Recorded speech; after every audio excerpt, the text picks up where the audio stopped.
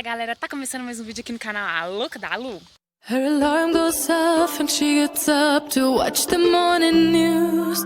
Doesn't work no more but tells a lot of stories about you. Bom galera, eu estou aqui toda encapuzada com minha touquinha aqui de pelinho, com blusa de frio, porque hoje tá um frio, gente, mais um frio. Acho que tá chegando a época de frio aí e hoje tá caindo geada. Amanheceu chovendo, mas parou de chover, mas tá bem frio agora. E o que eu vou fazer, gente? Outra vez eu vou na casa de Hellena, gente. Vou carregar ela, porque eu já tô morrendo de saudade daquela princesinha.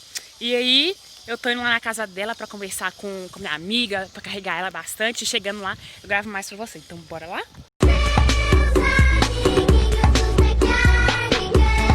Gente, aqui onde eu tô vindo, tem duas amigas minhas que moram aqui. Uma mora aqui nessa casa aqui, que eu vou mostrar pra vocês, e a outra mora lá em cima.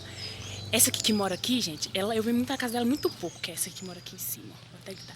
Acorda, Aline! Ai, gente, eu sou muito doida. Gente, vim buscar. Tá dormindo, gente, meu pacotinho. Ai, gente, vim buscar a Hellena, gente. Vim buscar porque, assim, gente, é muito fofura. Vê se não é, gente, olha. Tá mimindo, gente. Eu vou esperar ela acordar e daqui a pouco eu volto pra mostrar a Hellena pra vocês, tá, gente? Vou deixar esse pacotinho dormir.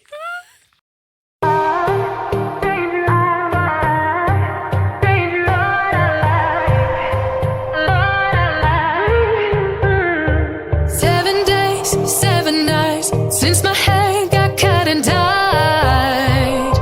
And I've had 7 days since I tried to rip a chapter out my mind. I've tried, and his laugh is just as soft as yours, smiling just as wide. He could be what I like, and his voice is just as dark as yours, freckles just as light. Could be what I desire. Still feels like my hands are tied, hands are tied, hands are tied. 'Cause he's got those stranger eyes.